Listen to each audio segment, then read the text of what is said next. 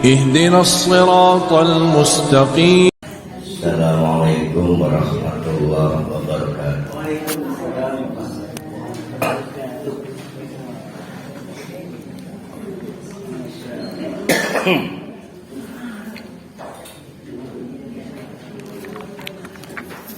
Raditu billahi rabba wa bil islami dina wa bi muhammadin nabiyya wa rasulah.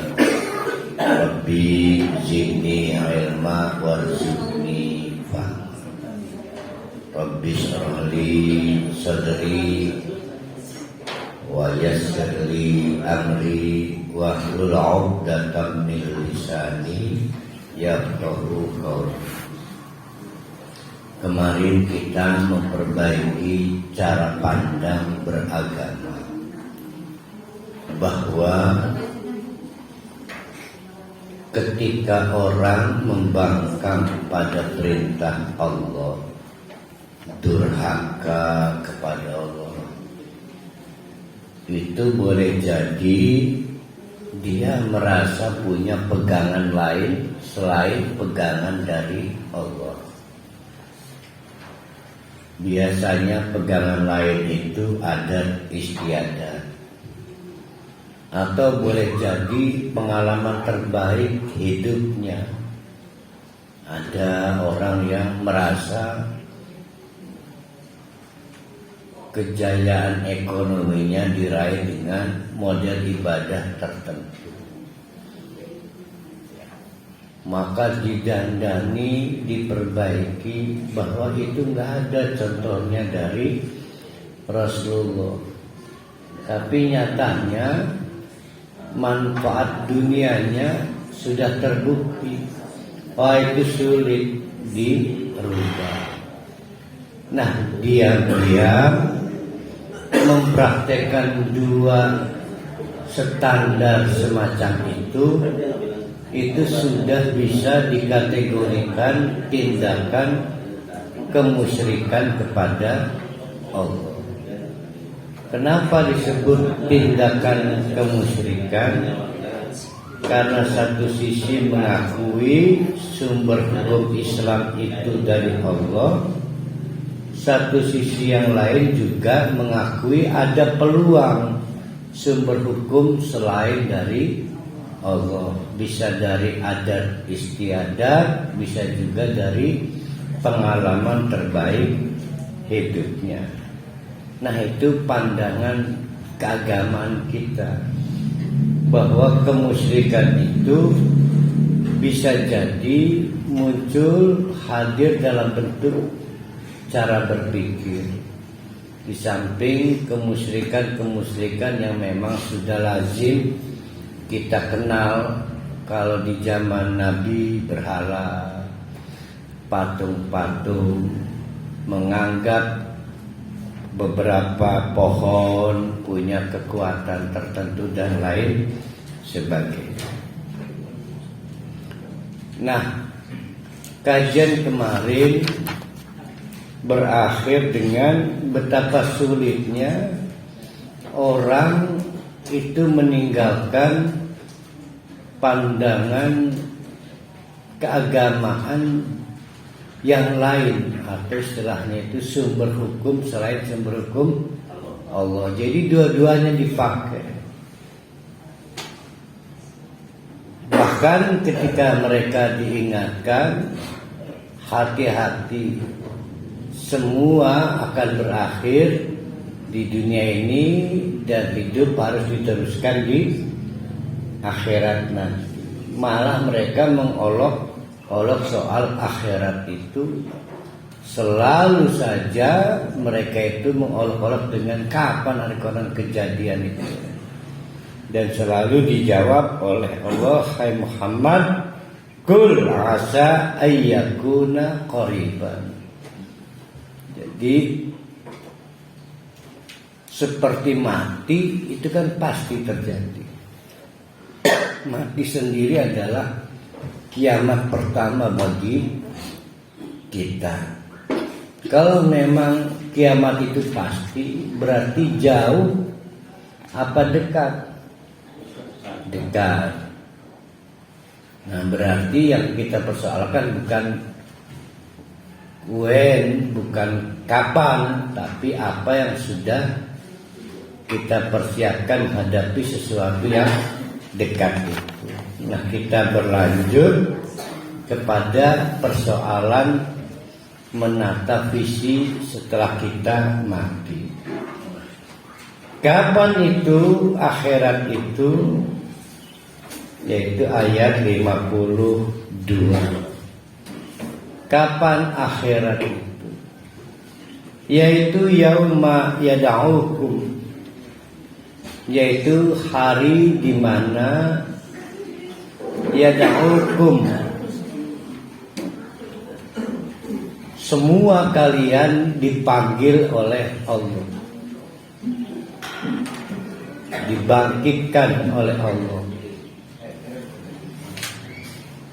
Namanya hari kebangkitan. Sebetulnya nggak ada istilah alam kubur itu. Ya, nama resminya, nama ofisialnya itu alam barzah. Cuma karena memang pengalaman kita sebagai manusia menggiring jasad itu berakhir di kuburan, maka selanjutnya kita menyebut alam kubur. Tapi nama ofisialnya bukan itu, tapi alam barzah, yaitu bainad dunya wal akhirah, alam transisi antara dunia dengan akhirat. Berarti akhirat itu sendiri bukan alam barzah, memang bukan. Akhirat itu dimulai ketika alam barzah berakhir. Maka orang-orang dibangkitkan. Yauma yad'ukum, dipanggil oleh Allah, kamu semua. Tidak dibedakan mana orang soleh dan mana orang salah. Semua dipanggil. Dan mau tidak mau, fatas tajibuna bihamdihi, walaupun dulunya penjahat, Islamfobia, tetap begitu dibangkitkan oleh Allah, dimulai akhirat dimulai karena kiamat berakhir kan, maka mereka memenuhi panggilan fastas tajibuna, memenuhi panggilan itu bihamdihi, dengan cara memuji Allah. Tidak ada pilihan lain di akhirat.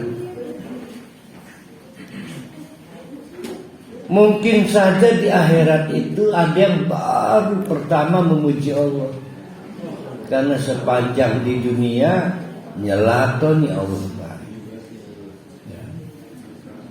Tapi satu fakta yang dibocorkan oleh Allah, siapapun kamu pada waktu di dunia, kriminalis, orang baik, orang soleh, orang salah, tetap pada waktu dibangkitkan dari alam barzah, maka dipanggil. Mana? Siap.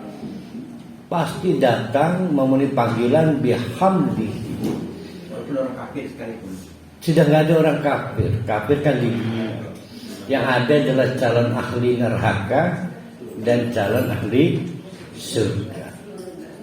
Walaupun calon ahli neraka karena dulu di dunianya kafir, tetap nggak bisa menghindar memuji Allah di akhirat. Bedanya pujian kita di akhirat tidak berakibat ganjaran, tidak berakibat pahala, karena waktu menanam sudah habis, selesai. Wa tadunnuna illa bistum illa qalilan.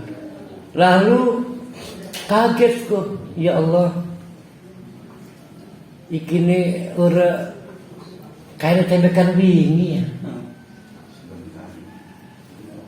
Barulah disadari ternyata dunia itu sekelepat waktu.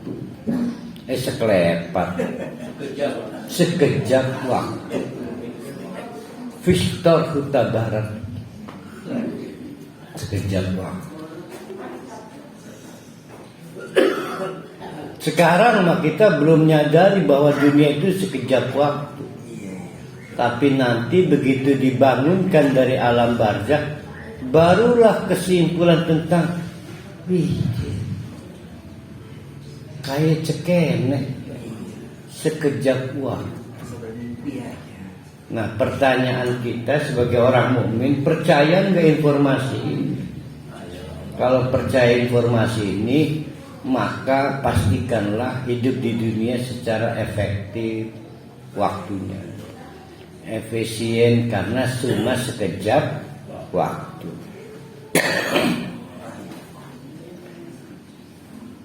Wakul, dan katakan pula olehmu hai Muhammad, li'ibadi, untuk manusia-manusia yang terkategori hamba-hamba Allah. Ibadi berarti isi konten ceramah Nabi ini nggak efektif bagi manusia yang tidak mau jadi hamba Allah. Apa isi kontennya? Agar mereka yaqulul lati hiya ahsan, memilih untuk mengucapkan hal-hal yang terbaik. Kalau ngomong yang jujur. Kalau ngomong maka isi omongannya benar. Itu ahsan. Apalagi yang masuk ahsan itu? Kalau ada dua pilihan, ngomong masalah agama atau masalah dunia, maka ahsannya ngomong masalah agama.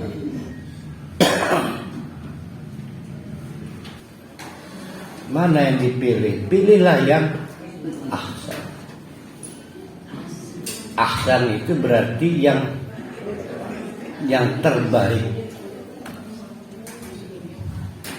Nah, orang-orang seperti itu masuk kepada hamba-hamba Allah. Ini penting. Ketika orang tidak perfect, ahsan itu perfect.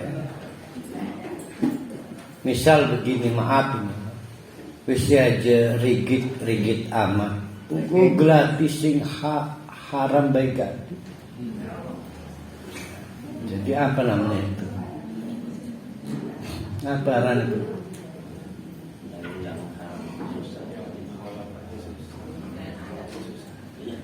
Apa teori masih untung di dalam salat ya, apa kan? Nah, itu namanya bukan yang terbaik, nggak perfect.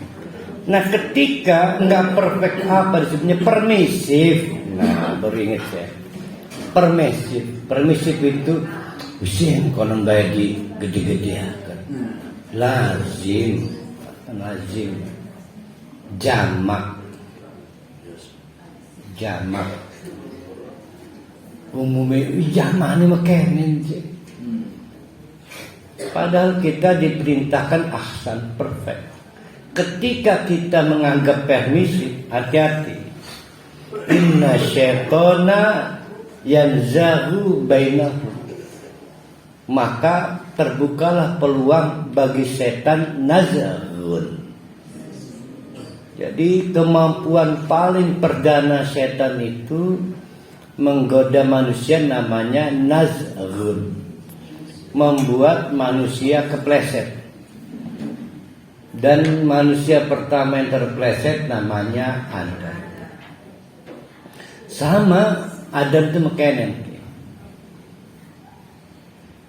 Dan pengen tidak stay di surga selamanya. Pasti jawabannya permisif kan?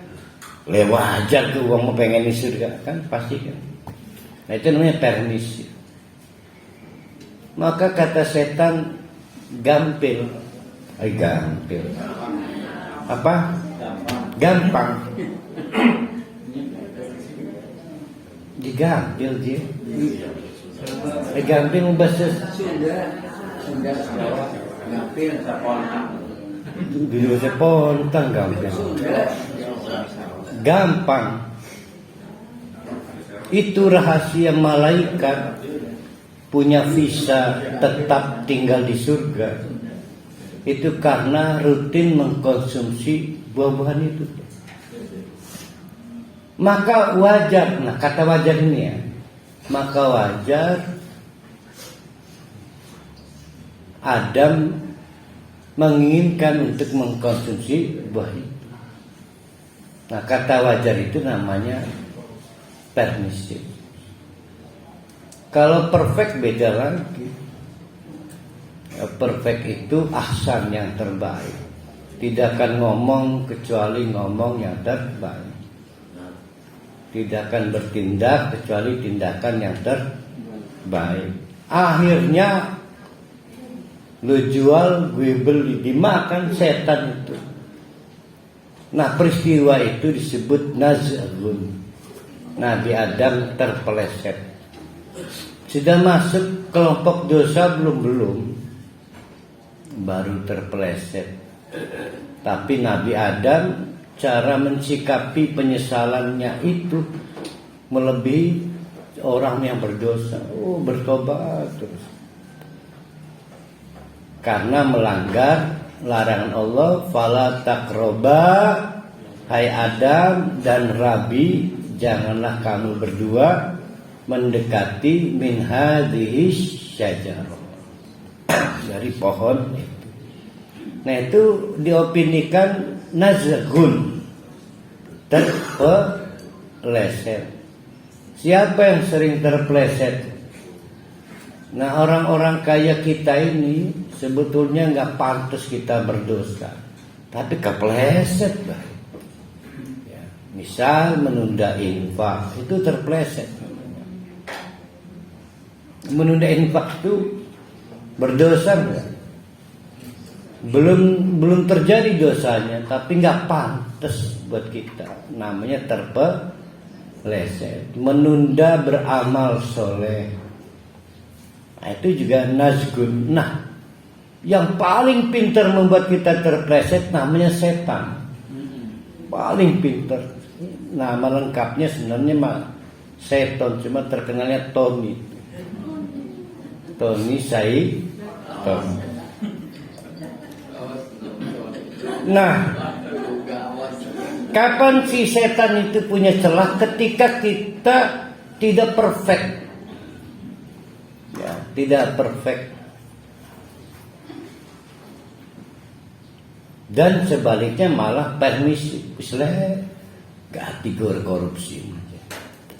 Orang niwa mengganti. Namanya menganggap lazim. Inna syaitana kana lil insani aduwwan mubina. Padahal namanya si setan itu karena telah terbukti fakta. Sejak kapan? Tadi sejak Nabi Adam. Untuk manusia itu resmi sebagai musuh bebuyutan, mubinan yang tidak perlu diseminarkan lagi. Sudah terbukti nyata.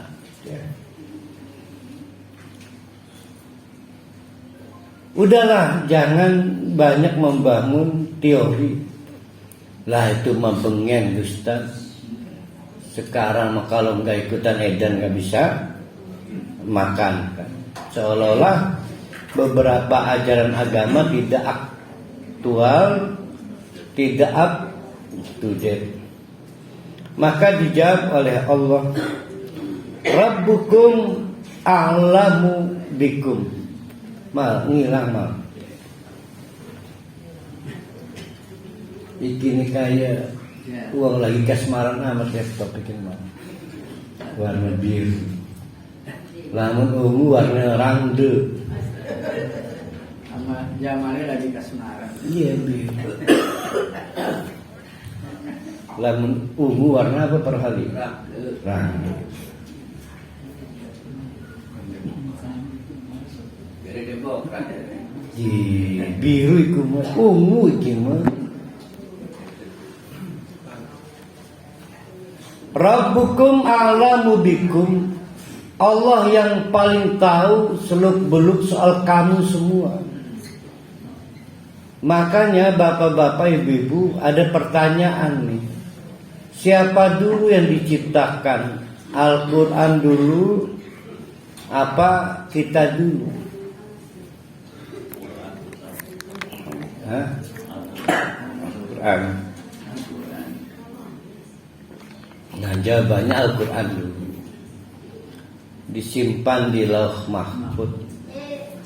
Barulah diciptakan Nabi Adam, Pak Solihin, Pak Rohali, Simana. Maka struktur fisik dan struktur batin kita, konstruksinya ini, itu sudah disesuaikan dengan fakta-fakta Quran. Itulah kenapa maka bertakbir tidak dengan dua kaki, tapi dengan dua tangan. Dan bersujud dengan menggunakan dahi, tidak menggunakan ubun-ubun. Dan di Qur'annya begitu gitu.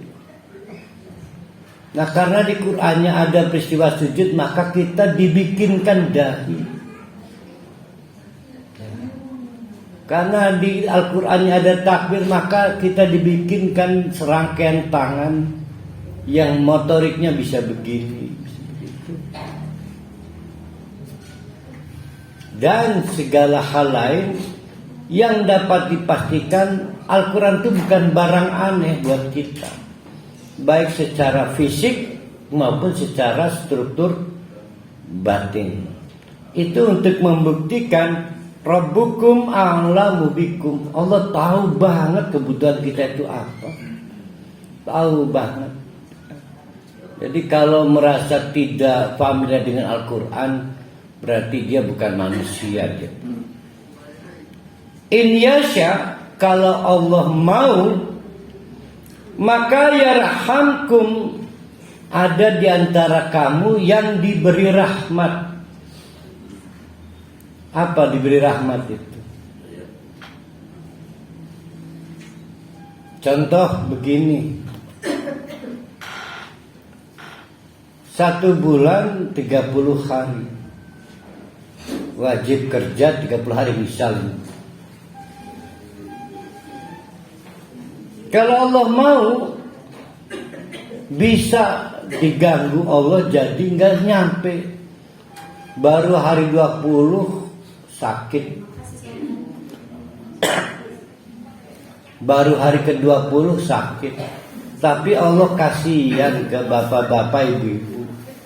Karena kasihan maka ada yang dibantu Allah menggenapkan kewajiban volume hari kerja.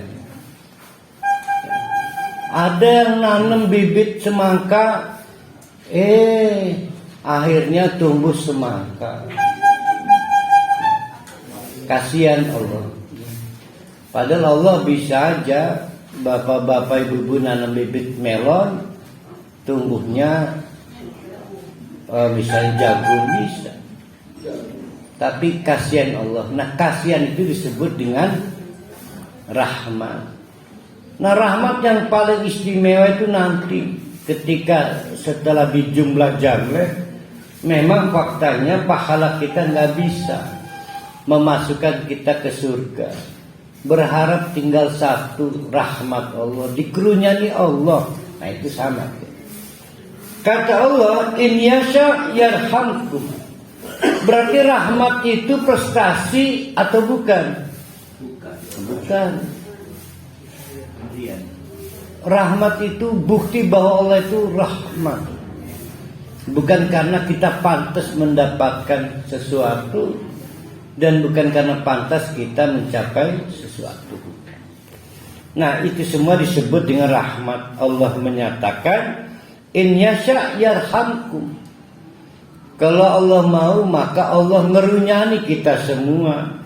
Tapi sebaliknya, au in yasha yu'adzibkum. Malah dibalik, kalau Allah mau, jangankan belas kasihan, malah Allah mengazab kamu semua.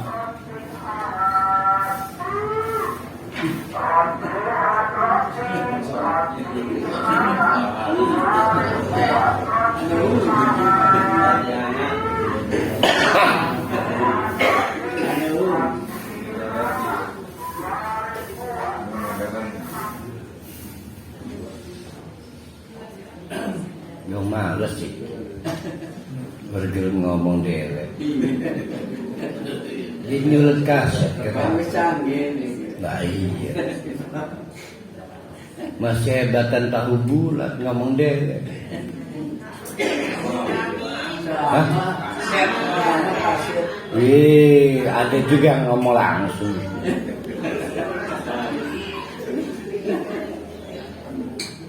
Pada saat kita diazab, pada saat ini punten ya. Pada saat kita diazab berarti tidak dikerunyani Allah.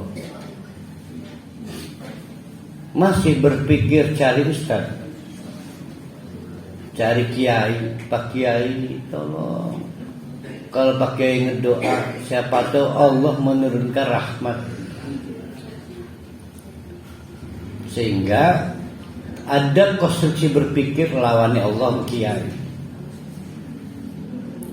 Maka ditegaskan oleh Allah, wa ma arsalnaka alaihim wakilan. Kalau sudah nasi jadi bubur, rahmat dicabut berganti azab, maka Nabi Muhammad sekalipun tidak bisa jadi wakilan, yaitu agen yang mengurusi keterbatasan kita, wakil. Sudah tahu dikasih setruk karena kufur nikmat, ngundang kiai dikon yasinan, pemberasannya azab Allah bisa pergi, rahmat Allah bisa datang. Nah itu diam-diam, kita kembali ke pokok kajian kemarin. Diam-diam ada gagasan baru, lawannya Allah itu kiamat. Ini akan begitu kan? Padahal Nabi saja angkat tangan, saya nggak bisa nolong kalau dia diajak, salah badan dia. Begitu enggak? Karena kita ini tidak pernah disiplin mengklasifikasi kapan kita lagi diazab dan kapan kita lagi diuji.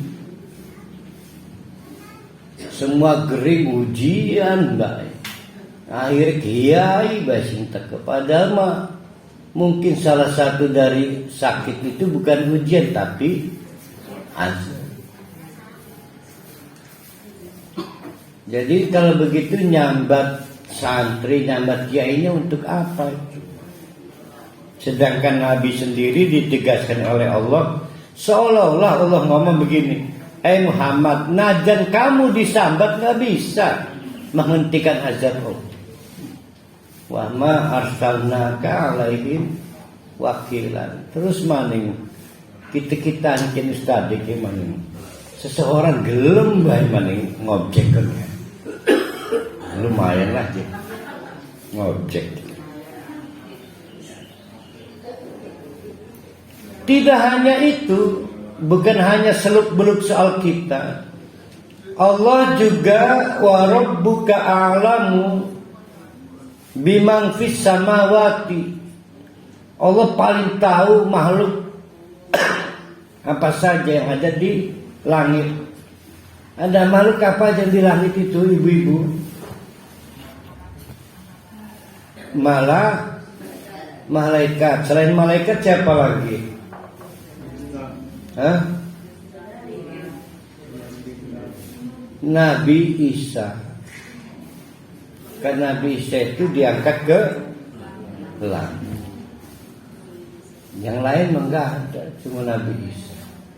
Karena Nabi Isa kan tidak meninggal tapi diangkat oleh Allah ke langit. Wallahu alam bishawab.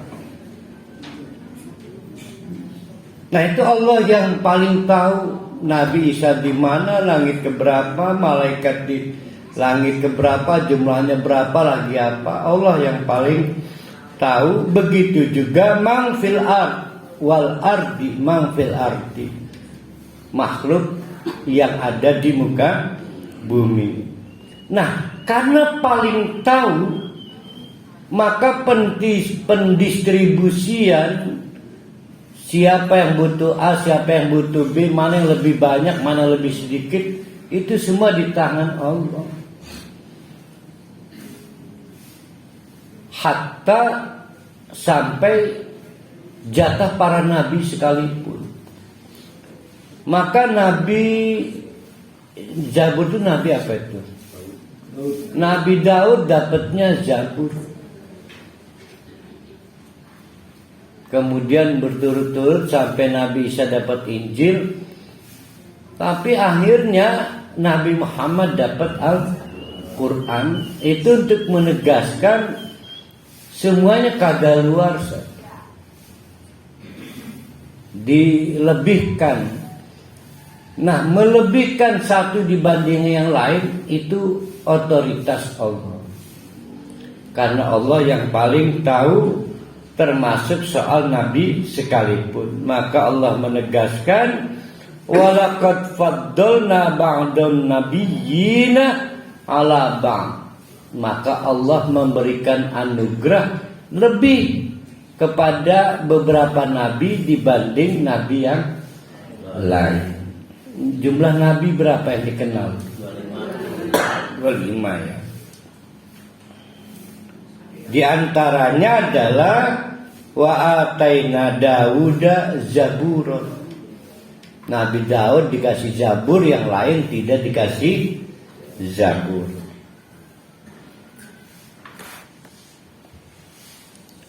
Sudah ya, betapa berkuasanya Allah di sini. Masih berpikir mencari siasat untuk satu, mencari kompetitor Allah, penghubung Allah. Penghubung Allah itu sama, kekuatan lain di luar Allah sama. Kan menganggap ada kekuatan yang bisa menaklukkan Allah. Penghubung Allah itu. Maka kata Allah, kul, katakan hai Muhammad kepada yang pada halu itu. Kan halu itu. Apa para halu itu? Halu, halusinasi, iku malu ge. Aduh.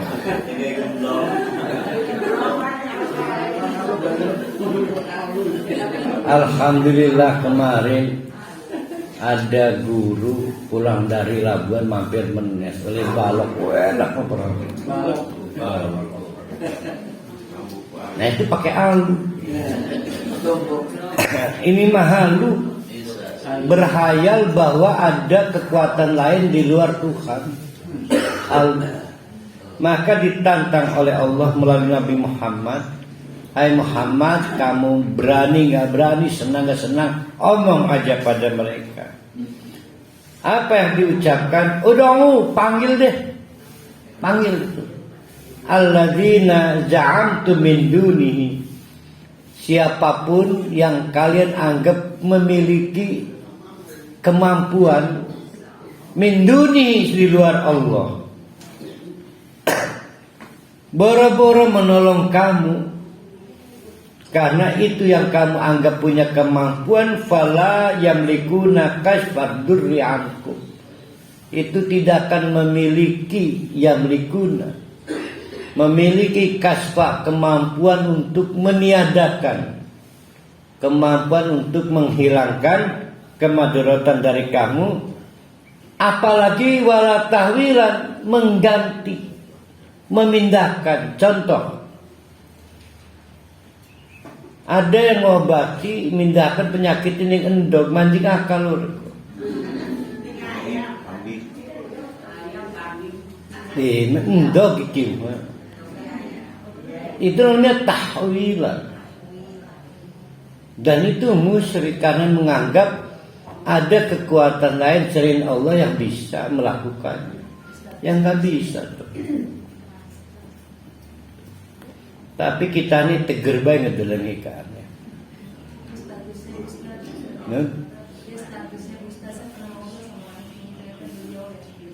Bukan statusnya ustaz, dia rangkap jabatan.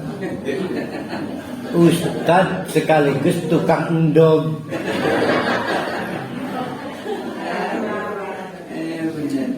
Itu namanya tahwilan.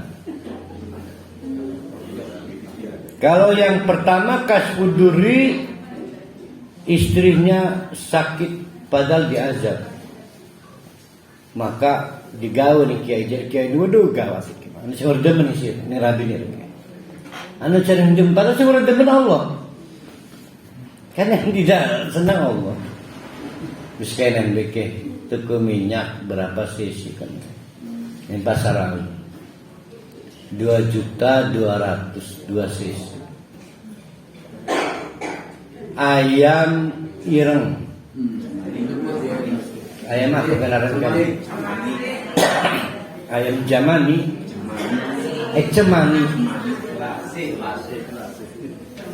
Total habisnya rata-rata 7,5. Kalau untuk yang mujarab lah 7,5. Nyambat bocah yatim 12 dino.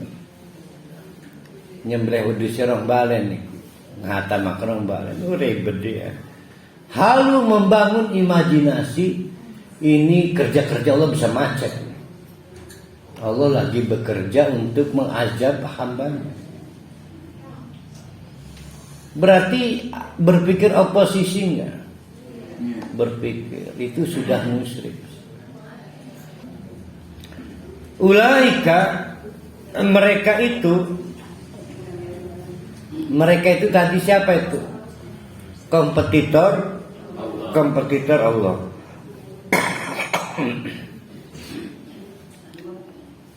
Siapa mereka? Mereka adalah alladzina yad'una, yang biasa disambat.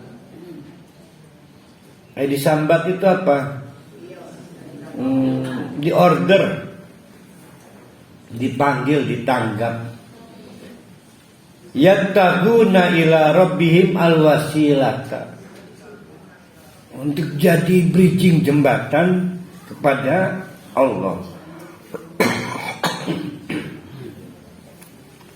Padahal mereka semua juga, padahal ya, mau tadi disebut Bu Neng Yati Endah Ustaz, apalagi pemilik bisnis kamar pesantren, kan bukan pesantren, pemilik bisnis hunian pesantren, itu tetap butuh Allah dirinya itu. Bahkan mereka mencari jalan, mencari al-wasilah, jalan ayyuhum aqrabu, untuk menjadi sing paling parek ning Allah. Maka jangan kaget kita menyebutnya orang soleh mereka, ya kan? Kita menyebutnya orang soleh. Busan. Hei, zaman siki mau buras gede amat ya.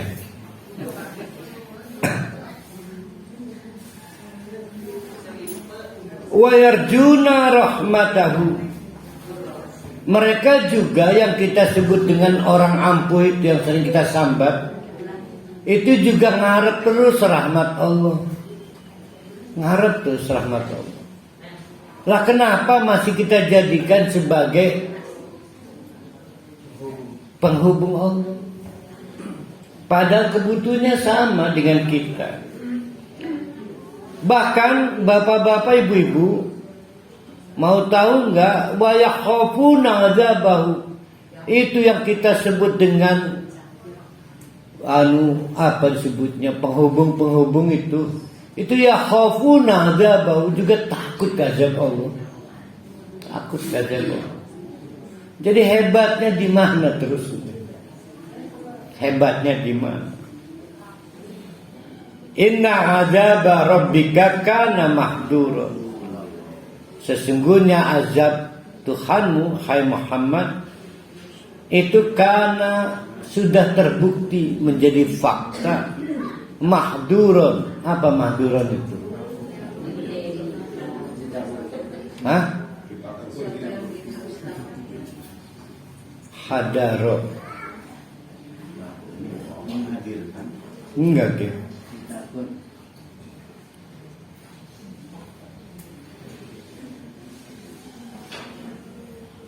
Menyakitkan. Masih nggak percaya? Nah, sekarang mari kita lihat dampak buruknya. Tapi ini dulu ya. Jadi bapak-bapak, ibu-ibu,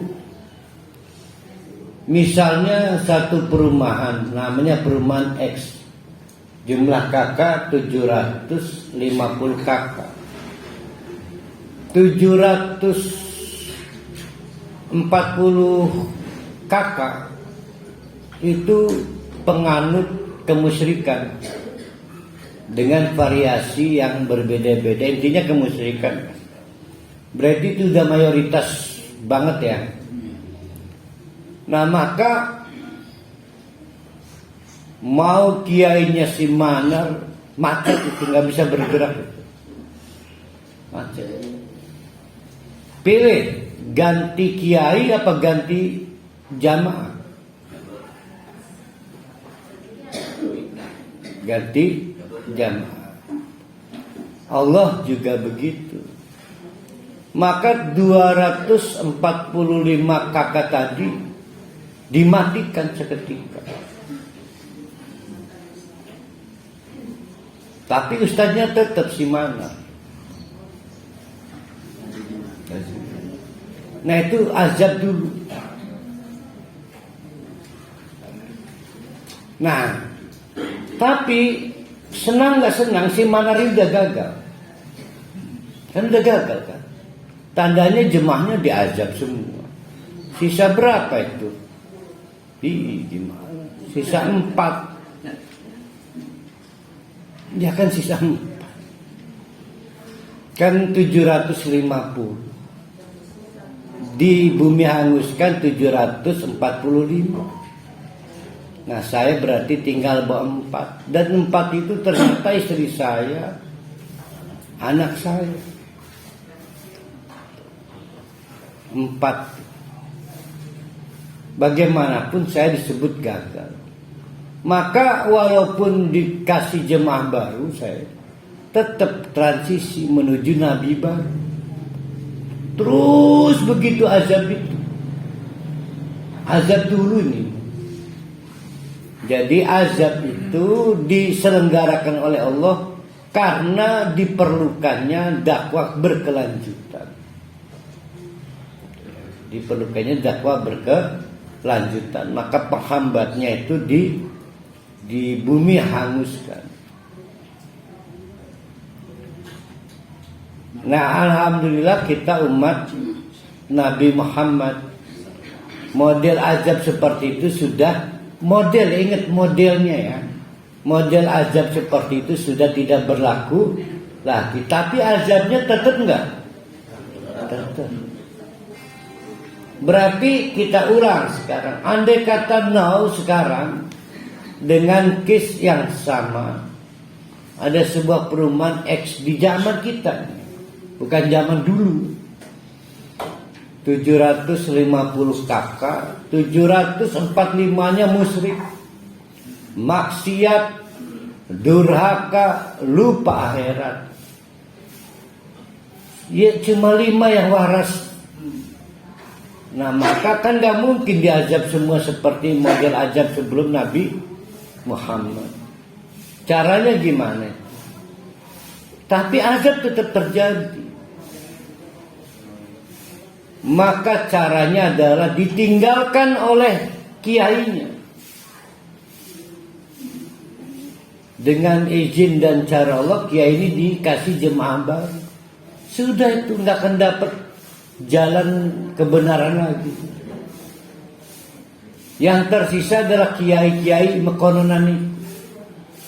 Terus gua hati be, dia akan meninggal dalam keadaan bid'ah, dia akan meninggal dalam keadaan amal soleh, dan itulah azab, sebenar-benarnya azab ketika orang mati belum sempat tobat. Ketika orang mati nggak sempat memperbaiki agama, nah, itu azab. Jadi mana lebih ngeri? Azab ketinggal waktu, tak azab mati belum sempat tobat. Nah, bagus tuh. Azab yang paling ngeri itu adalah belum sempat tobat mati ketinggal waktu.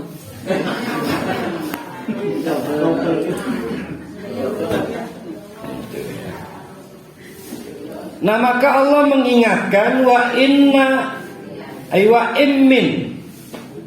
in min tidaklah satupun qaryatin, suatu kampung, bisa perumahan, bisa komunitas,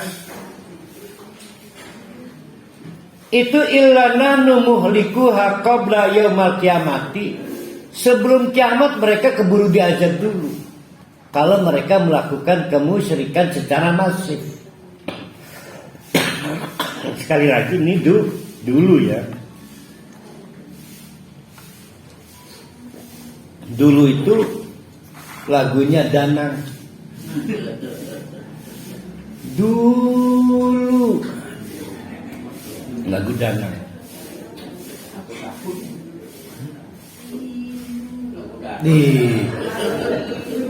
Itu lagu dangdut dikumek lagi apa kok? Paharapan yang hafal Paharapan. Rindu lagu apa kok? Rita ya? Betapa rindu hatiku tiada berdaya. Mal, ngelek mal. Gara-gara lagu dangdut ngelek.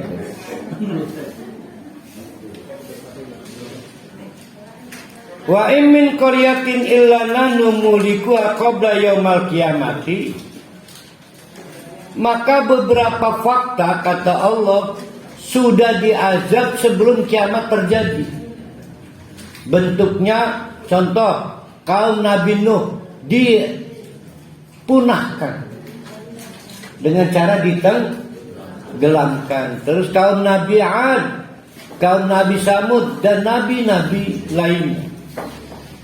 Itu sebelum kiamat. Au mu'adzibuha adzaban syadidan, atau bentuknya bukan pembumi hangusan, tapi dengan azab yang pedih. Contoh kaum Yahudi pernah di bumi hanguskan? Enggak, pernah dijadikan monyet.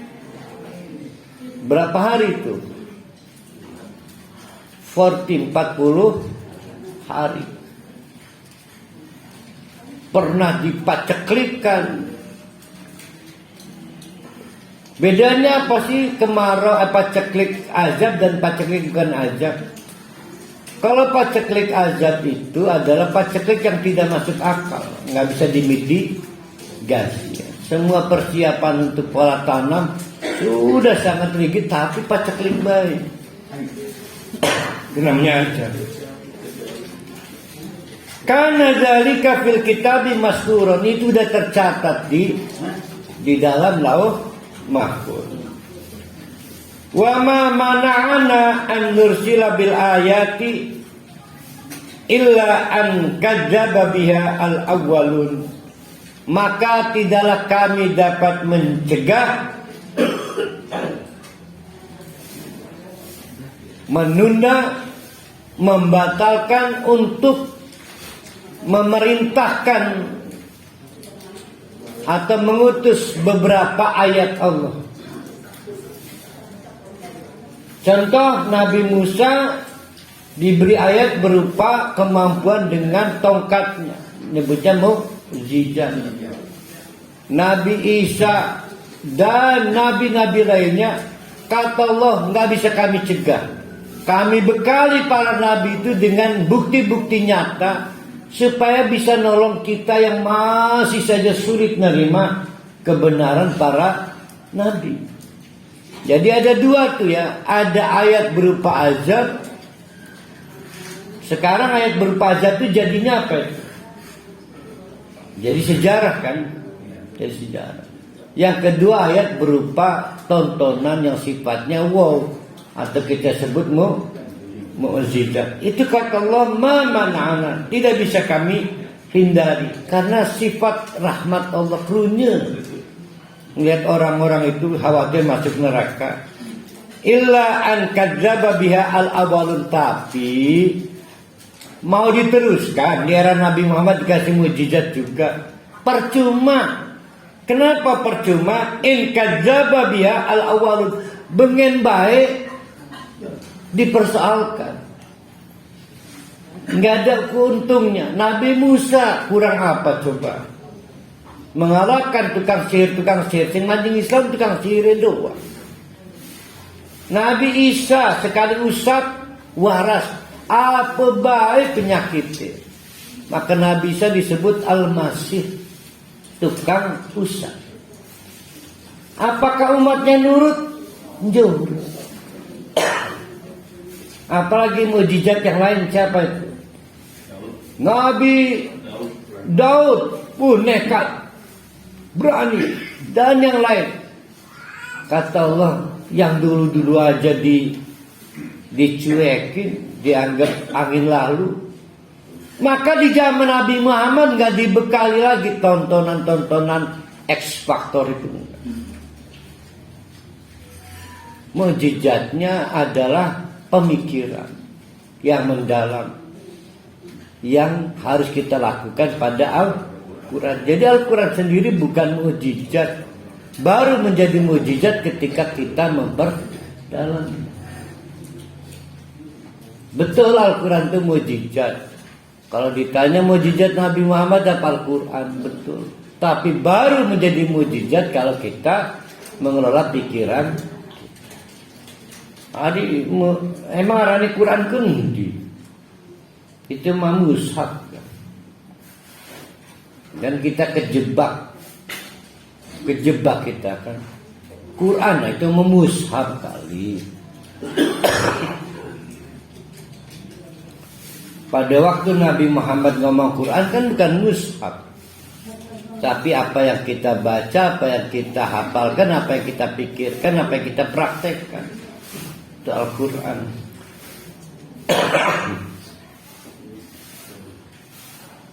Wa ataina samuda an-naqata, sebagai contoh nih, Nabi Soleh dikasih mujizat, ada batu.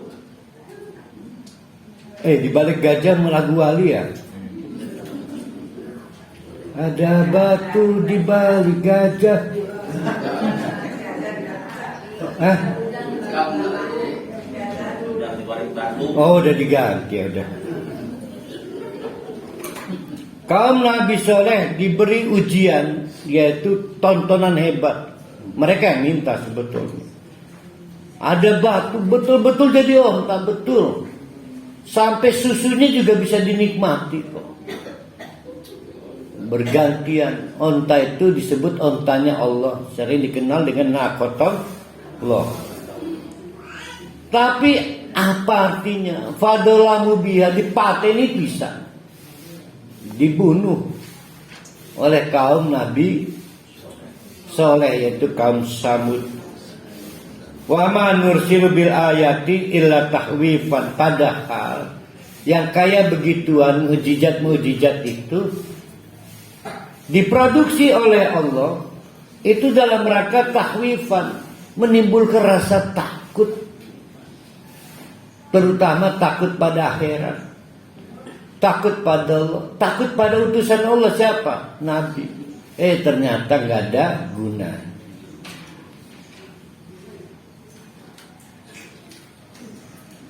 Maka di era Nabi Muhammad, model-model pembekalan Nabi dengan mukjizat itu sudah nggak dilakukan lagi. Sudah dianggap tidak efektif lah. Sudah tidak efisien. Nabi Muhammad itu merevolusi model dakwah nabi-nabi sebelumnya. Berarti tontonannya di apa yang faktor X-nya atau apa tontonannya? Tontonannya adalah cara Nabi mempraktekkan Al-Quran. Jadi tontonannya adalah cara Nabi mempraktekkan Al-Quran, bukan nabinya. Makanya hati-hati kalau kita ngaji, jangan melihat Nabi itu kayak wow, dibalik lagi ke kebengen maning. Yang zaman Nabi Isa dikultuskan, sampai larinya Nabi aja ditiru. Nabi lari-lari berkejaran dengan Aisyah. Kayak lah, saya mau niru susah, rumahnya kecil, budak-budak.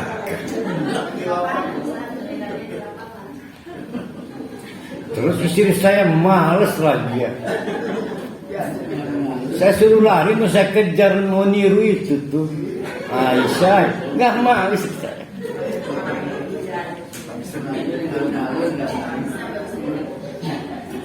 Jangan membangun kultus. Yang kita tiru adalah cara Nabi mempraktekkan Al-Quran. Wa'id, dan ingat-ingat, jangan dilupakan ketika kulna, kami mengingatkan laka kepada Muhammad, inna rabbaka ahata bin nas, tidak ada urusan manusia luput dari Allah. Karena inna rabbaka, sesungguhnya Tuhanmu, ahata, detil, rigid, meliputi bin nas, seluruh perjalanan manusia, nggak ada yang lepas.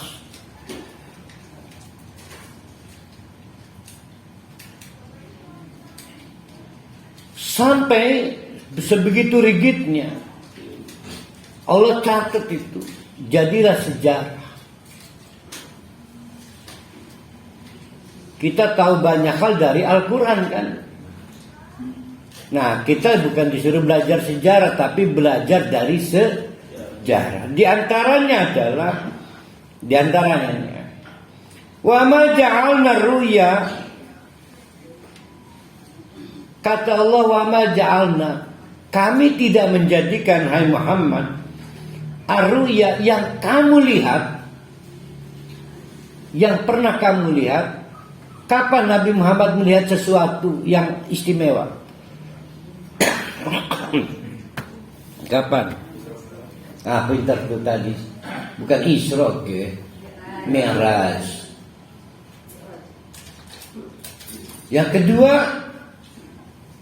mimpi. Lalu Nabi Muhammad cerita nih parohali, nih bacamat, bisa dengar antum mati. Jangan, si Murubay ngomong. Sulit kan? Sulit. Nah, kata Allah ini menjelaskan ini ya, sejarahnya. Situasi sulit seperti itu.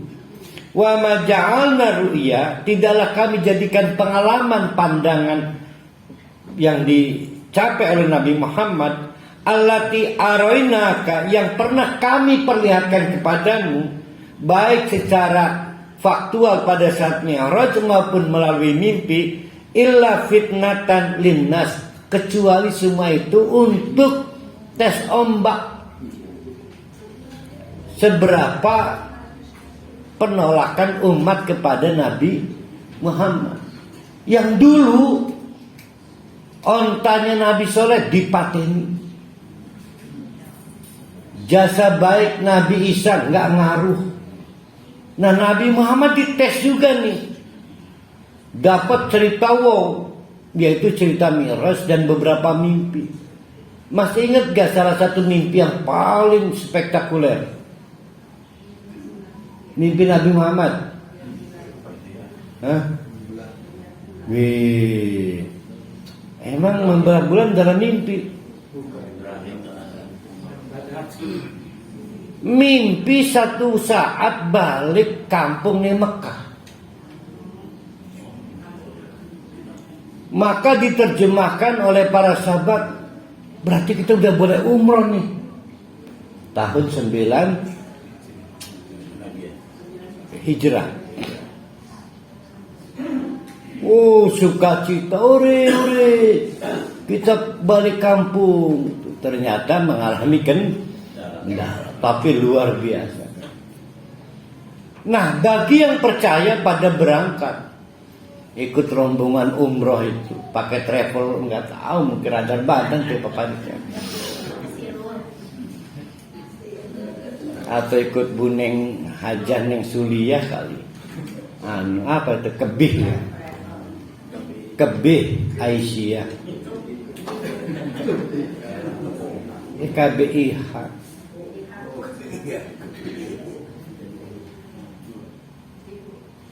Tapi bagi yang tidak percaya tidak berangkat. Bahkan ada yang menganggap Nabi Muhammad itu itu yang disebut dengan fitnah. Itu tes ombak tuh. Nah, setelah dihitung peristiwa Mi'raj, memang Nabi Muhammad nggak cocok dibekali mukjizat. Dalam pengertian kayak tongkat jadi ular, nggak ngaruh ya. Tetap mukjizat terbaik dalam versi kenabian adalah mukjizat yang diberikan pada Nabi Muhammad, yaitu alat untuk berpikir, namanya Al-Quran. Ini Allah mengungkap dapur manajemen dakwah ya. Pernah lagi dibikin opini wasyajaratal mal'una, ada pohon-pohon laknat, dibiarkan oleh Allah. Pohon ini bisa menimbulkan ini dan itu. Suatu hari mau perang para sahabat Nabi, maka pohon itu kayak film India. Pernah lihat film India Pak Haji Rusdi? Pernah. Setiap ada pohon pasti diputar jogetkan. Pernah Pak Haji Rusdi niru dengan Bu Haji Eha gitu. Rabi kita misal gelap ngapi gitu. Nah, itu dibiarkan oleh Allah. Ternyata bahaya. Lebih cepat percaya kepada itu daripada percaya pada cerita Nabi. Ini tes ombak. Jadi orang lebih percaya kepada magnetnya sesuatu pohon dibanding cerita Nabi tentang Mi'raj. Bahkan cuma satu yang pertama percaya, itu namanya Abu Bakar As-Siddiq. Itu tes ombak.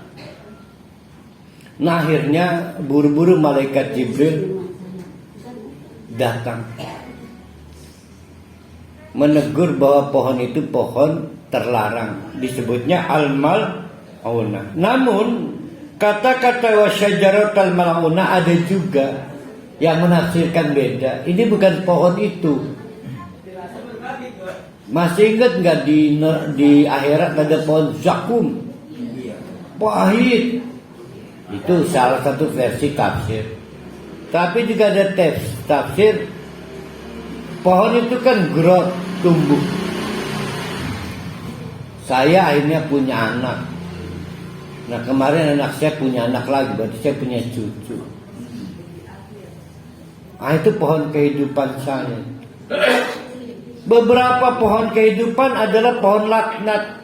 Beberapa keturunan adalah keturunan yang dilaknat. Naudzubillahi min dzalik.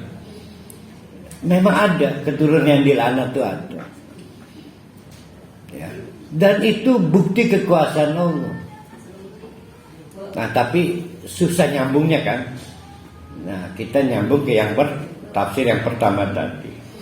Nah, wasyajaratal mal'unata fil Quran wa nukhawwifuhum, kami bikin dengan segala rupa gimana caranya umat Nabi Muhammad tumbuh rasa takut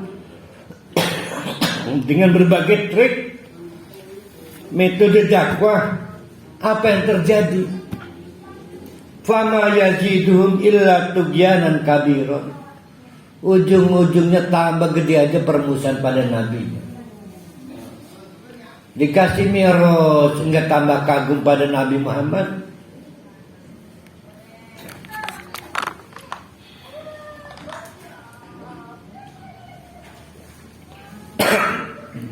Jadi kesimpulannya, maka kata Allah itu semua berakhir. Umat setelah Nabi Muhammad ini, umat yang didesain tidak dipengaruhi oleh peristiwa-peristiwa X faktor. Oleh karena itu punten banget dengan untuk para asatid, Ustadz Tata segala. Jangan menggiring umat untuk melihat Abuya, sahabat, jangan. Itu sudah berakhir. Ya, sudah berakhir. Dilaporkan ahli ibadah tertentu jalannya di atas air. Pohon aren jadi masyar. Wali Sunan Kalijaga. Jangan. Umat sudah nggak pantas saat ini itu ditundukkan dengan cara-cara itu. Suatu hari saya punya anak yang kurang beruntung, anak asuh, hanya pulang ke Selawi, Tegal. Timbul heboh karena statusnya sudah punya mobil dalam waktu cepat, rumah bagus. Berkembang isu dia ikut suatu aliran di agama kita. Di mana aliran itu kalau per hari ikut dibaiat dikasih modal 1 M. Samping nanti sistem member. Biar wow kan. Jadi sudah nggak boleh begitu lagi, udah berakhir. Jadi Allah pernah membuat supaya masyarakat takut, percuma. Dibikin wow juga percuma. Jadi perkenalkanlah Al-Quran kepada umat kita dan akhiri perkenalan dengan wow itu. Tinggal nanti sampai pada kesimpulan mana satu-satunya pemilik kekuatan itu Allah atau masih ada yang lain. Kalau kita memperkenalkan ada yang lain, wah gawat. Saya senang lah ada istilah paku Banten segala senang. Tapi demi Allah Banten ini nggak butuh paku. Yang dibutuhkan adalah umat bertauhid. Saya senang ada paku Banten. Saya jadi punya orang tua. Kita butuh orang tua. Tapi kita lebih butuh lagi orang yang mengantarkan kita pada Quran, pada sunnah. Bukan mengantarkan pada orang tua itu. Iki metek kemaning dilantik pejabat nih, wong tukun maning. Dilantik mana pejabat, ikutnya sapu kuning. Nah kan sudah berpikir sama lagi kan, diulang lagi kan. Jangan begitu, jangan diulang. Nah, Ustaz Hadi ikut-ikutan ngulah lah. Jangan. Saya senang ada paku Banten, tapi dia orang tua saya. Bukan panutan saya untuk akhirat. Nah, itu ada acara di gedung dakwah mana wilayah ya? Aisyah itu apa itunya? Ayah yang masih anak 1-2 ya di Cipocok dan saya harus ke sana, maka kita akhiri ya. Itu panjangnya kisah-kisah umat dahulu. Saya ingin kesimpulannya apa sekarang dari cerita itu untuk terpegang di yang kita sesat. Kesimpulannya pertama adalah azab tetap terjadi sebelum kiamat. Pertama, Cuma model azabnya sudah berbeda. Yang pertama. Yang kedua, sistem kenabian atau sistem dakwah sudah berakhir yang modelnya satu, tontonan X Factor yang mengagumkan. Kita nyebutnya mujizat. Yang kedua, iming-iming yang menggiurkan. Itu sudah berakhir. Karena lebih dari dua hal itu, tontonan maupun iming-iming, yang paling menantang adalah keberadaan Al-Quran. Itu yang kedua. Nah, yang ketiga adalah masihkah tertarik mencari Tuhan selain Allah, padahal selain Allah yang terbaik tinggal Al-Quran. Jadi kalau masih tertarik mencari selain Allah untuk escape, menjadi jalan keluar problem hidup, nah kemusyrikan dimulai lagi. Maka satu-satunya jalan untuk menutup kemusyrikan adalah selain Allah tinggal Al-Quran yang terbaik. Selain Allah tinggal Al-Quran. Jadi carilah Al-Quran, tapi bukan sebagai jimat.